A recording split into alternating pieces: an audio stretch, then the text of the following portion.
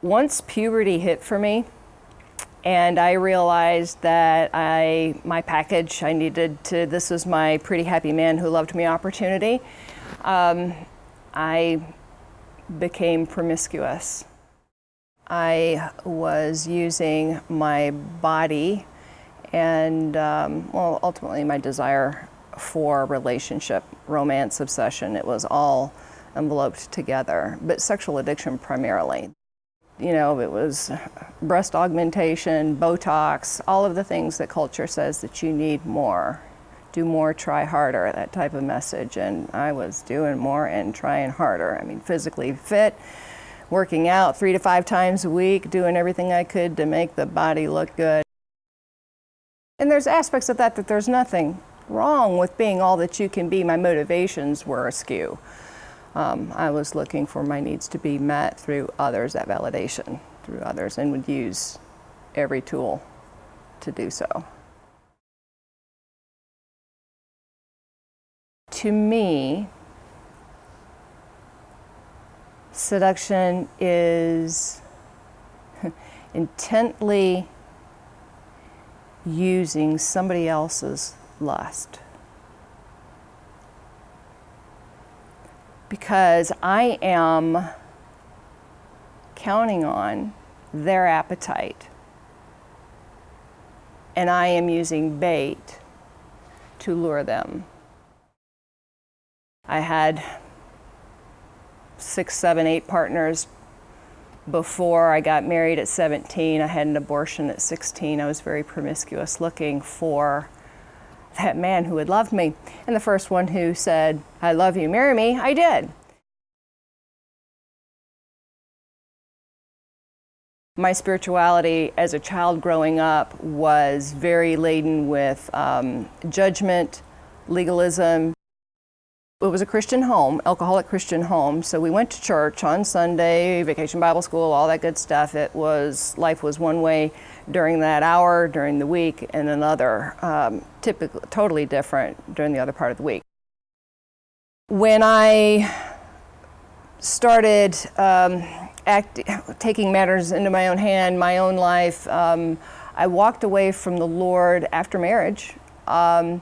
I didn't attend church. I only asked the question to my husband, "Do you believe in God?" And he said yes, and that was it.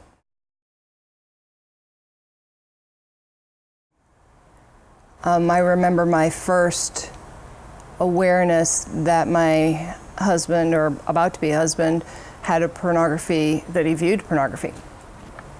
And I had a moment, and it was instantaneous. Can't beat 'em, join 'em. I was so afraid of losing my Prince Charming. So my can't beat 'em, join 'em had me use all those tools to be every woman, and I would be enough, and you won't need that. So in the background was this constant message of my competing with every woman that I saw. For me, it was an incredibly vicious cycle. It wasn't lovemaking. It was the biological act of sex. And at a point in the marriage, we were married 20 years before it totally fell apart. The devastation, that I couldn't hide it anymore, and I had to face this lion. Things had to change, actually, after the divorce. The kids and I started life as a single mother. I started attending a church and rededicated my life. I realized that I was headed down the same road. I was using the same tools, and I was going to get the same result. And I didn't know how to do anything different. I'd rededicated my life to Christ there at the church, and knew that I wanted to walk this road, and it just became ultimately clear. You got to give me your sex life. And I remember saying to the Lord, "Well, you can have it, because it certainly isn't working for me anyway, but I don't know how to live without it." And it was the beginning of a peeling process that was deep. and took many, many, many years. Many years. One of the first things that happened, very foreign to me, were female friends. The church that I attended and rededicated my life, there were 3 women who dared to ask my story. I went to a women's retreat, and 4 hours later they went, wow.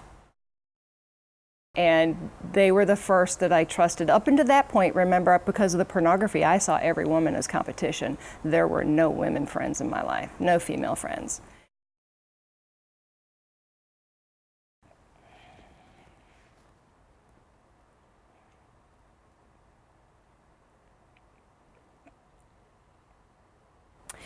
My personal Jesus